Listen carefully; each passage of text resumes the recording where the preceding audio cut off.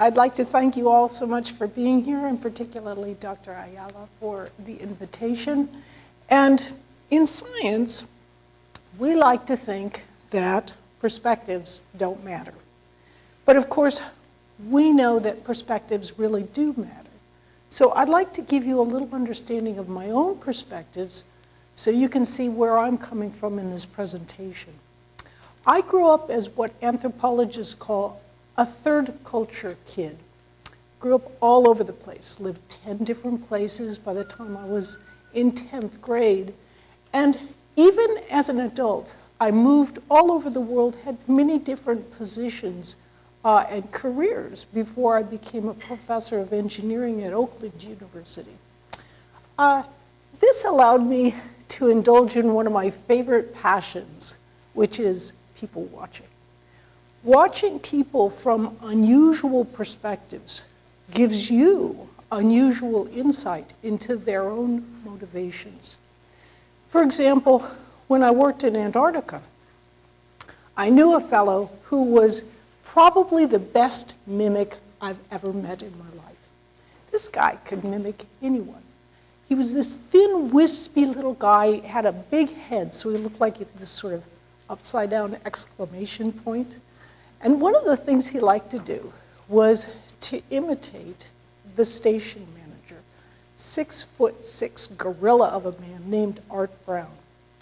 So Neil was sitting by the phone one day, and it rang, and as usual, Neil picked it up and said, "Hello, this is Art Brown speaking," in a perfect imitation of Art Brown's voice. And there was a little hesitation, because it was Art Brown on the other end of the line. So Art finally said, "Who the hell is this?" And Neil answered, "Why, Art, this is you. I'm so glad you've gotten in touch with yourself." And so this is actually what we're going to be talking about today, getting in touch with yourself, with your own perspectives and your own motivations, because this will affect everything you understand about what I'll be speaking about. Now, we know that preeminent historian of science, Thomas Kuhn, had some perspectives. He felt that perspective was also very important in understanding how science progresses, how it changes. What Kuhn posited was that there were two fundamental groups from which paradigm shifts often seem to occur. The first group were individuals who they're young, and so they weren't sort of inculcated in a certain perspective. They could look with fresh eyes at what was actually going on. The other group that often also can bring in fresh paradigms is the group that has, they're trained in another discipline, so they're looking at the discipline in question with fresh eyes. This group of individuals, too, often is the source of new paradigms, a paradigm of fresh perspectives that will help everyone. If you look at this picture, it reminds us that science is a gift. It's a great gift. This picture was taken in 1948. 3 weeks after this picture was taken, this little girl was in an iron lung fighting for her life. At that time, the paradigm was polio could happen to anyone and everyone was afraid. And this little girl got polio and it ruined her life. That little girl was my older sister. By the time I came along 10 years later, that's me looking pretty happy right there, I didn't have to worry about polio because science had allowed for a shift in paradigm and everything became a lot safer for children like me of my generation. Now, 50 years ago, I would not be on this stage. I would be bedridden, completely bedridden. I have severe rheumatoid arthritis, but now all you can see is a little bit of occasional ulnar drift, right? So when you see a certain elegance in the shape of my hands, what that actually means is I am here because of a gift, the gift that science gave us. Now, what is altruism? As you can see from what science has given us, altruism is not necessarily what you always think it might be. But from our own family and my own perspective, altruism is incredibly important. If you look here, this smiling young woman in the front is actually our older daughter. She was president for Habitat for Humanity, and as you can see, she's enjoying the helping that she's giving in constructing a house in New Orleans. We also have 2 adopted Muslim sons who we put through college. So in our family, we believe that altruism is very important. But key among these ideas is that altruism is too important to take in a facile fashion. Now, how does altruism arise? We know that it doesn't arise in a vacuum. It's something that has to do very deeply with how humans interact. So social structure plays an important role. Evolution, of course, shapes how we interact with one another. And ultimately, as we've already heard from Patricia Churchlands and other fantastic speeches in this seminar series, oxytocin, vasopressin, and the underlying genetics plays a foundational role in forming and shaping how our personalities arise. Oxytocin and vasopressin in particular are evolutionarily very ancient molecules that are part of a system that evolves very rapidly. It has a structural instability, so it allows for easy changes. That means there's a broad distribution of different personality types arising from some slight differences in some of the underlying genetics. You can have someone who's extremely ruthless, in part because of vasopressin and other variants that have arisen in that particular individual. You can have, of course, the maternal bonding, but you can also have maternal rage as you're protecting your cub, your little one. And you can have even the feelings that you feel as you're, for example, a whistleblower, and you feel that pain of being ostracized or possibly being ostracized if you blow the whistle on your colleague. All of those feelings are shaped in part by our underlying genetics. Latest research is showing some of or neuroimaging is revealing some of the underlying aspects of empathy. There appear to be 3 major aspects of components of empathy. The first is that of experience sharing. So, for example, you would feel something that another person felt, and that actually is, we can see it in imaging.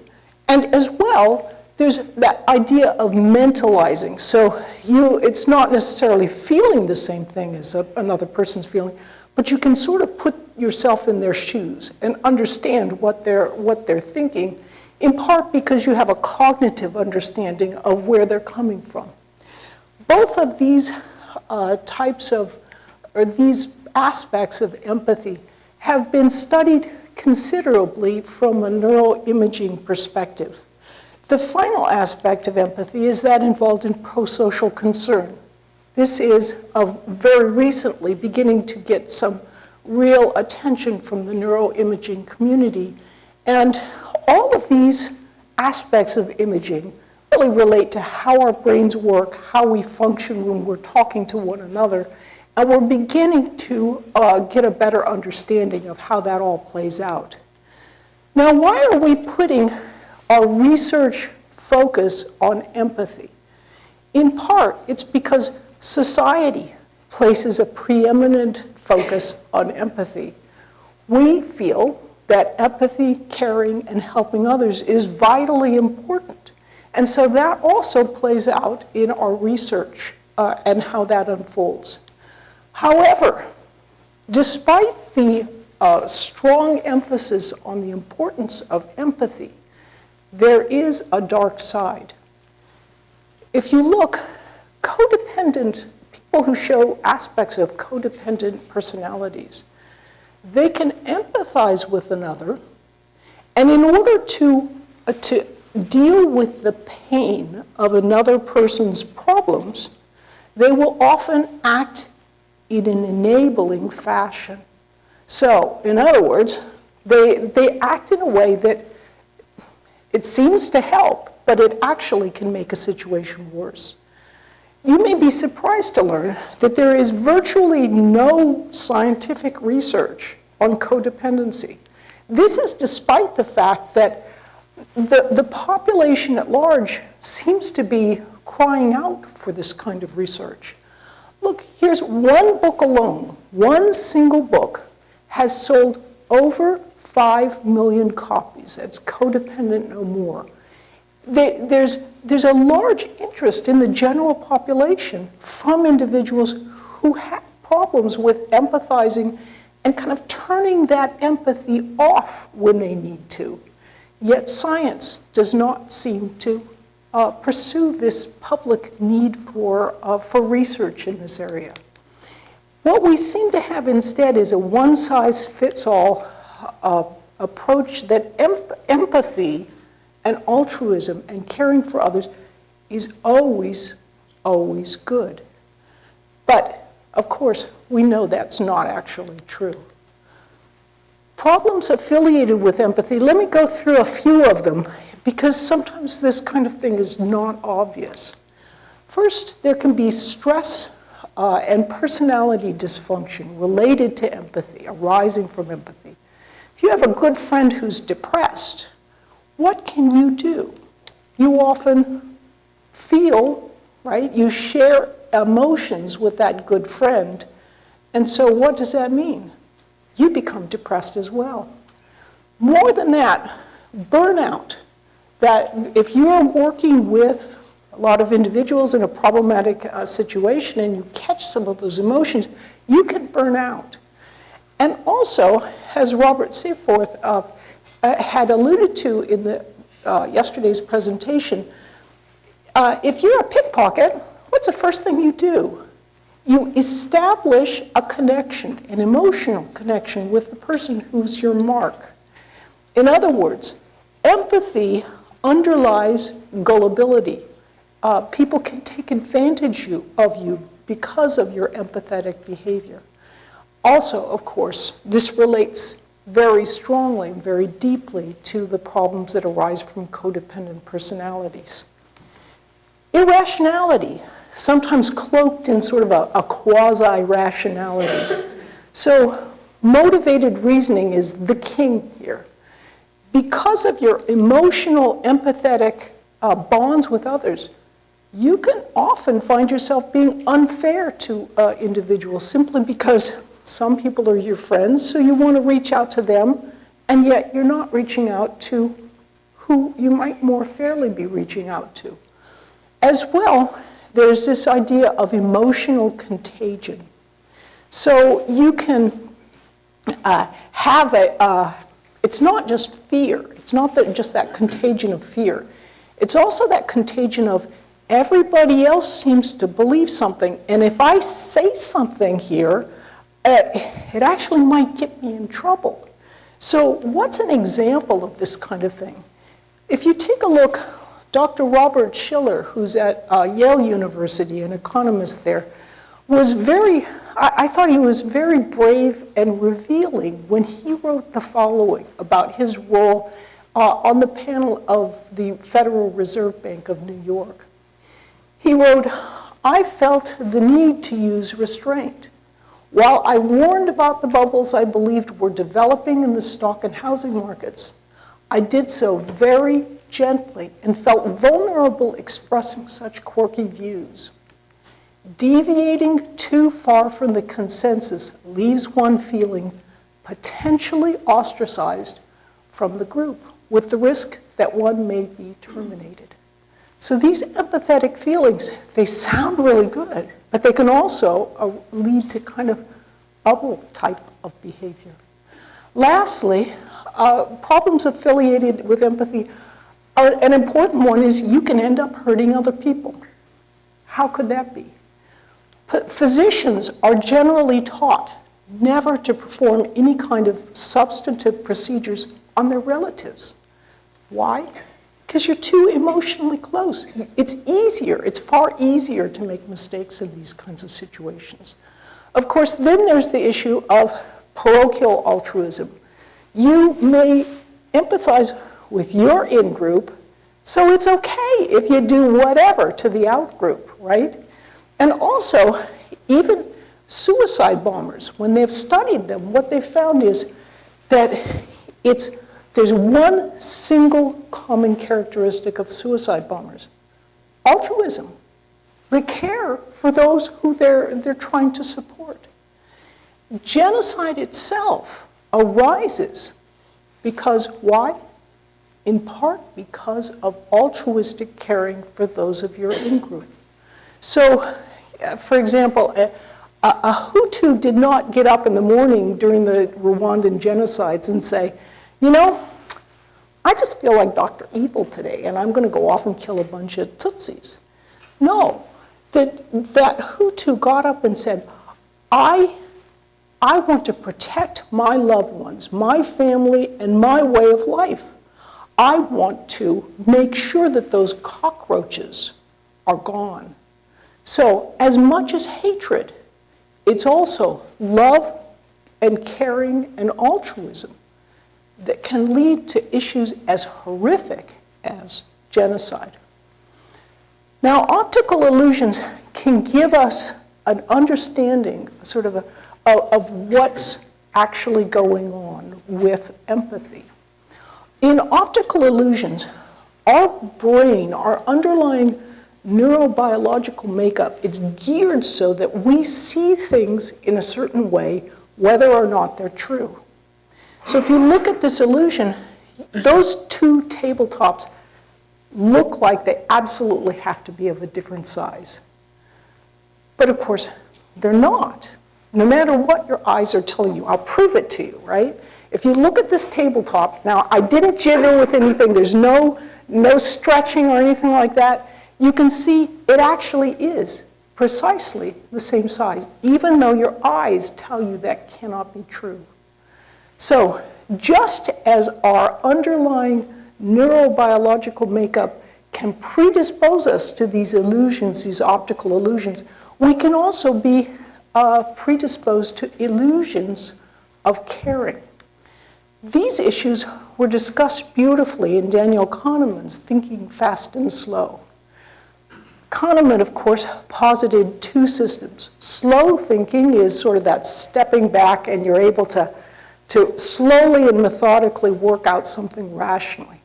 But fast thinking is what happens automatically, and that is this sort of empathetic feeling. It's knee-jerk. We can't help it. It's what automatically happens to us as humans. So what kind of things can this lead to? Well, look. This cute guy sitting right next to you, right? He needs to cheat off you because his grandmother's really sick and he didn't have a chance. Your empathetic automatic reaction is, sure, I'll let you do that. A little girl, your daughter says, I really want some chocolate milk and some cookies and some extra this. When do you say no? How do you comfortably say no? In fact, it's difficult for us to say no sometimes because we've been taught that self-esteem is incredibly important. Unfortunately, there's virtually no solid research that shows that this idea of boosting self-esteem is actually a valid approach. Since this self-esteem movement has arisen, in correlation with it, we've noticed a strong increase over the last decades of the narcissism of college students. If you're a teacher like I am, if you're a professor, you will maybe have noticed the same phenomenon I've seen, which is I'll have students come into my classroom, and they're great students, and they really think that they're sharp, right? They've got high self-esteem, but they don't have the actual skills to back that up. They're really comfortable with the fact that they're good, even though they're not really good at all. So some of these ideas, these very well-meaning ideas, are leading to problems within the general population.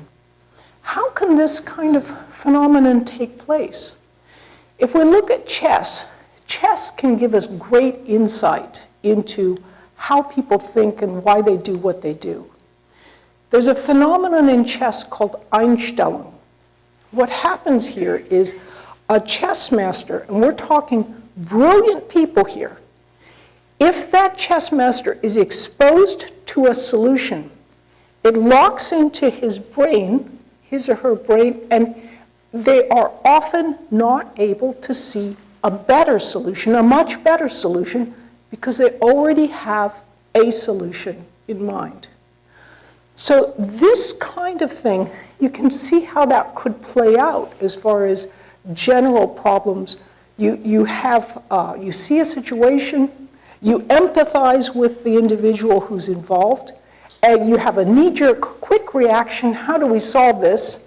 And even if someone presents you with a better idea, you can't accept it because you've already got something in mind. Motivated reasoning and so forth can help you boost something that you've already set your mind on as the obvious solution. So mixed with compassion, we can also find that other traits can play a role, and these traits are very little studied. For example, self-addiction, that helper's high. You may be more addicted to the feeling of helping others than to actually doing good, what results in something that's effectively helping others. You just like the feeling of helping. Likewise, self-righteousness, another very little studied attribute. Self-righteousness, what happens with this is we know that there are individuals who are obsessive-compulsive. They'll turn off a knob on the stove, and then they'll have to go back and go back again and again. Why? Because they have a disorder of certitude. They can't be certain. There's a flip side to that. There's a correlate. That's people who are excessively certain. They know the solution to whatever, and you can't really discuss it with them. But again, as we discuss in the book Pathological Altruism, these areas are very, very little researched. Narcissism itself. Narcissism is one of the most strongly heritable of all the personality disorders. And yet, again, there's almost no hard science fMRI research studies on narcissism. Narcissism, what happens is you have built in within yourself the idea that your thoughts, your feelings, what you want is the best. And so if you have an idea about how to help someone, it must automatically be the best way of doing things. Of course, it may not be that. But if you have a society that is geared to not question someone claiming altruism, that can lead to problems. Now we're finally at a point where I can comfortably define pathological altruism. And it's very, very simple. Pathological altruism is a subjective pro-social act. In other words, inside you feel like you're doing something good. But objectively, it's antisocial. So you feel it's good, but if you're standing back, it's not good. That is what I mean by pathological altruism. So I spent several years with some of my wonderful colleagues, Ariel Knafo, Guru Prasad Madhavan of the National Academies, and also preeminent biologist, evolutionary biologist David Sloan Wilson. We worked with a whole raft of contributors from a great variety of different disciplines to begin exploring the idea of how can altruism sometimes have antithetical consequences? Dr. Ayala was kind enough to write the foreword for our book, and what he wrote, I thought, was he caught the essence of what we were talking about in our explorations. He first noted that he was rather puzzled when he came across the idea of pathological altruism, because he felt, like most people, that altruism is genuinely a decent phenomenon, right? And so how could you have a pathology of something that's genuinely good? But as he wrote, upon reflection, I imagined that instances of pathological altruism might sometimes occur. I read the manuscript and discovered that pathological altruism is not an aberration, but rather a behavior that overwhelmingly occurs in human social intercourse. So this is an enormously important phenomenon, and it's simply not being explored until now. So perspectives matter. They matter a lot. I know when I was growing up, the big issue of our time, and this still echoes today, is which ideological system is better, communism or capitalism? When I was growing up, the war was raging in Vietnam. Half the population said that, you know, what right have we to go into a country that we don't belong in? This is goofy. We need to get out of there. The other half of the population was saying, wait a minute, there's a domino effect. We have to stop what's going on. Who was right? I knew by that time that whoever I was listening to would have their facts flavored by their own perspective. So the only way that I could actually get real facts, unflavored at least by anyone else's perspectives, as close as I could kind of get to the facts, was to actually go to Vietnam myself. So that's me. I enlisted to go to Vietnam. I am looking quite nervous there, about to throw a grenade. But the war ended before I was actually able to get there myself. So instead, I learned Russian, and I worked for the Soviets as a Russian translator. I worked on Soviet trawlers up in the Bering Sea and off the West Coast. So I was able to get firsthand experience with communism myself. That shaped my understanding, my perspectives on altruism. So what are perspectives, common perspectives on altruism? If you look, one common way of framing the idea of altruism is that as is contrasted with its absence.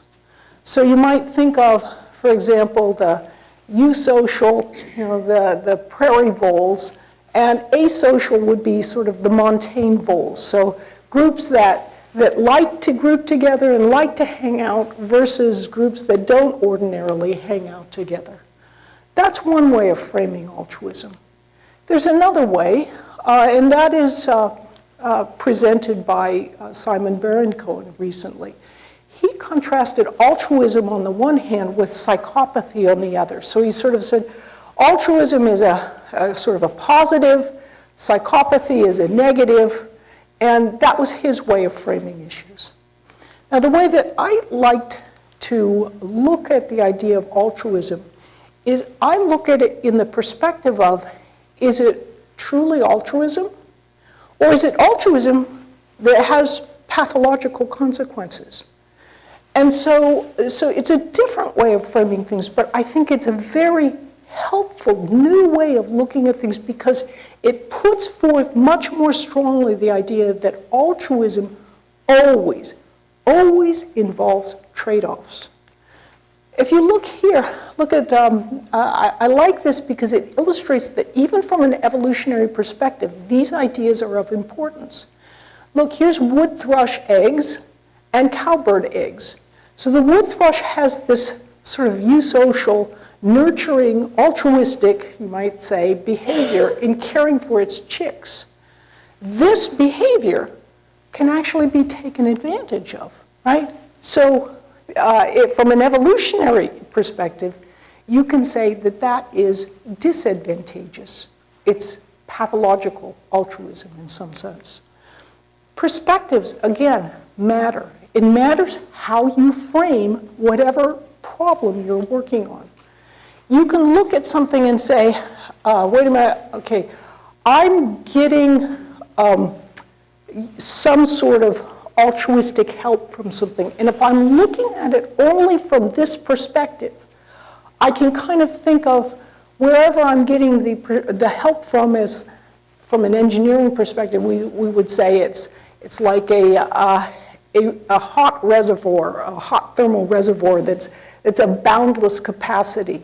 So I can look at it from just this small perspective and say, I'm getting help, I don't really care where it comes from, and that's okay.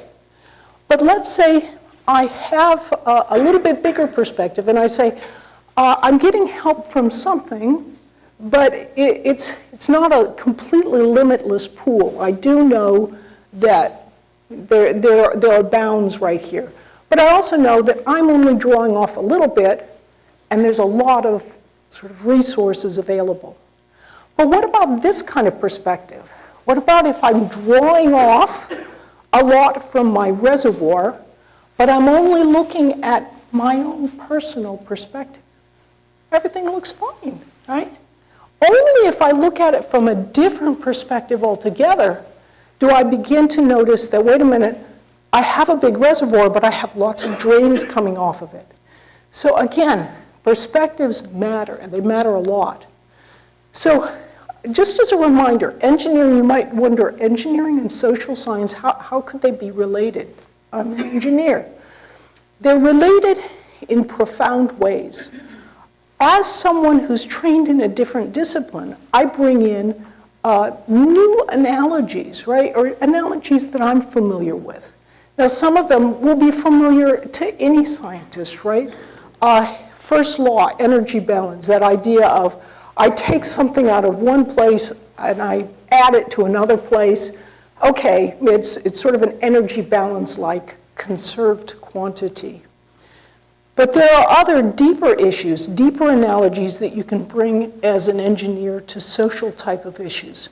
And those relate to issues such as entropy. In entropy, remember, what you're doing is you're putting order in one place, but in order to do that, you have to create even more disorder elsewhere. It is not a conserved quantity. These kinds of ideas are important, even in analogy, in studying issues such as altruism. More than just analogy, I also bring in the ideas from engineering of issues such as root cause analysis. So what is root cause analysis? That means you don't just look at a patch when you're trying to fix a process. You look at the underlying fundamental problems in that process, and then you try and fix those rather than just simply inserting patches. Optimization and trade-offs. If you look at Mike Hammer's work, Mike Hammer was one of the seminal researchers in business. He studied a lot of the best functioning businesses, corporations throughout the world. And after his careful analysis, he found there was one common attribute of the best functioning businesses. And that was that their CEOs had originally been trained as engineers. So engineering, as he thought, the key idea, why would an engineer be so helpful in those kinds of positions? It's because engineers are taught to think in terms of trade-offs. And that is crucially important in approaching many societal type of issues, just as they are in business. So I have, and we engineers have, a firm grounding in science. Now you might think, yeah, sure, we're all scientists. We all have firm grounding in science. But if you've seen that recent letter that Daniel Kahneman sent to social scientists, you realize that there is a foundational problem in some of these disciplines. In fact, some of these disciplines, what can happen, and we've seen it time after time after time, people in the discipline will climb together, climb on board with an idea or a theory, and the theory is dead wrong. And yet they will sail along for decade after decade after decade with this wrong theory that impedes research in the area. So it's important to grapple with things from a firm scientific foundation. In engineering, we have a very different approach than in the social sciences. In engineering, if you have a theory that's dead wrong, your plane goes down and everybody dies, right? So this kind of perspective, this thinking, is something that actually is helpful in many different disciplines. Medicine, for example, has brought in these kinds of ideas. In the 1800s, what used to happen was if you got really sick, they might do something like cupping. So they'd heat to red hot a glass, put it on your chest, and all this pus would come up, right? And that obviously would be draining the phlegm from your lungs. Everybody knew that, right?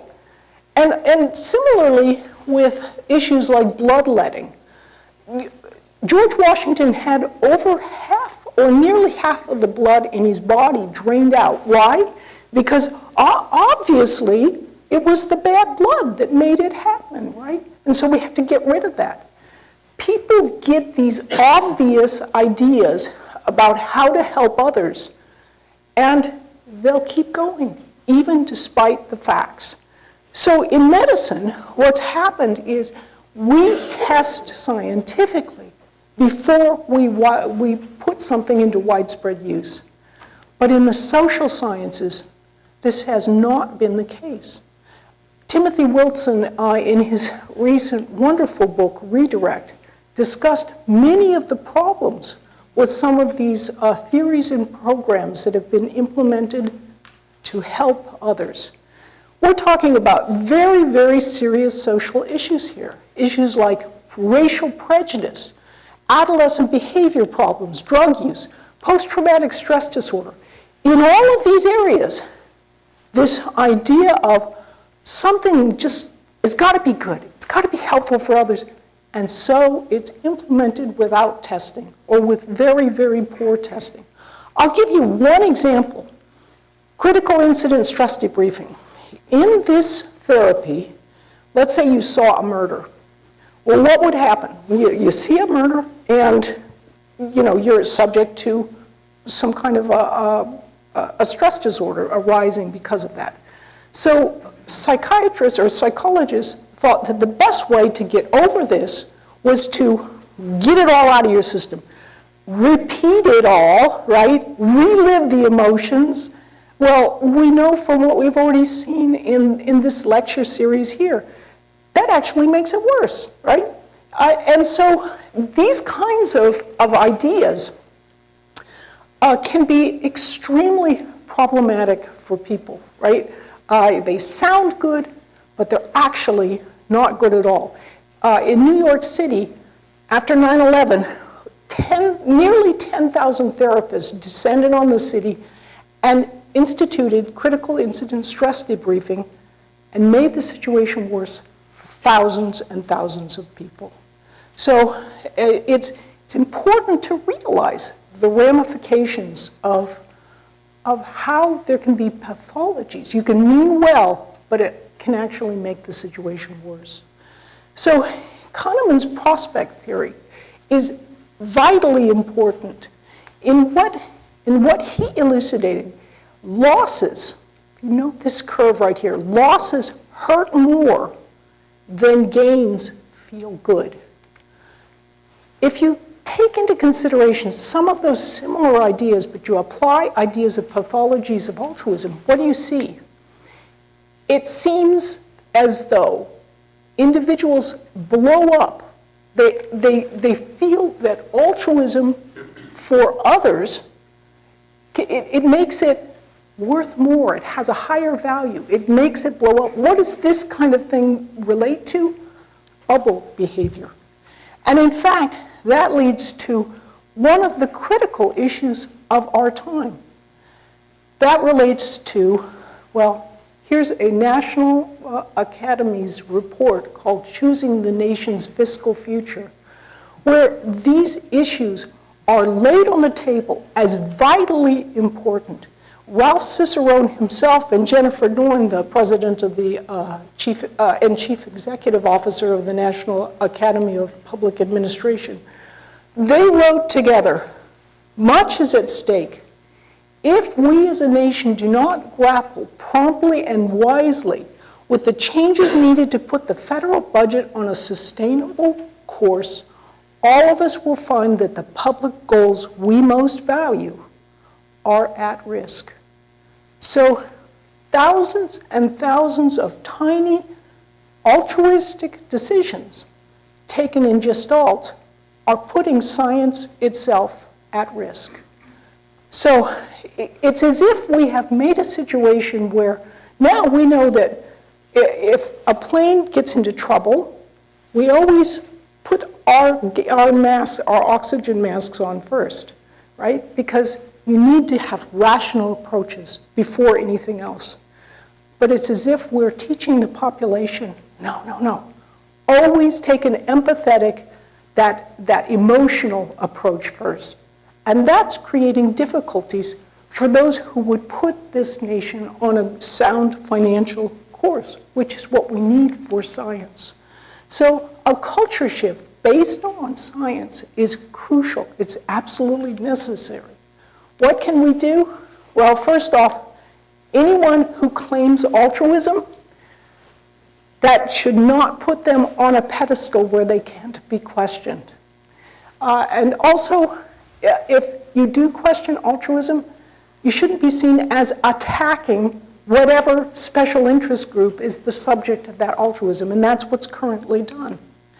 One-size-fits-all empathy is wonderful, should be given a much more balanced approach. And we can take specific actions. We can, NIH and other funded programs can explore issues such as codependency, and also self-righteousness and narcissism, which have virtually no exploration at present. Textbooks should be being rewritten to bring out some of these ideas related to how empathy can not only be good, but also extremely harmful. Classroom teaching. Right now what we have is kids in a classroom, the ones who are the very best, right, who are the most conscientious students, those, as it turns out, are the ones who listen the most closely to our messages of empathy and caring is always the best. These are the children that are most highly predisposed towards issues such as depression and even anorexia. So also, we can reach out to college students, and even through issues such as the massive online courses and so forth. I know that at my university, I taught a course in pathological altruism. It was one of the most popular courses in our honors college. So these issues are something that we can put in, we can use to help change the culture, to help science itself. Journalism and media. Now, if you're interested in hard facts, you are more predisposed to go into hard science. So what this means is that individuals in journalism, and also by virtue of the fact that journalism itself leads itself to, well, if it bleeds, it leads, this can help promote a culture where knee-jerk efforts to help others are what is commonly done, not what actually truly needs to be done. So all of these kinds of approaches could help to create a set of voters who are much more cognizant of the trade-offs involved, and that in turn will help scientists and help the public as a whole to to work with politicians and to vote in politicians who actually can be truly helpful in making hard choices occasionally when they are needed. So science, I would like to remind you, is a gift. It's a great gift. It allows us to leap the bonds of our current perspectives and create new paradigms that are helpful for everyone. So with that, I would like to thank everyone involved, and I'd like to thank you for being here.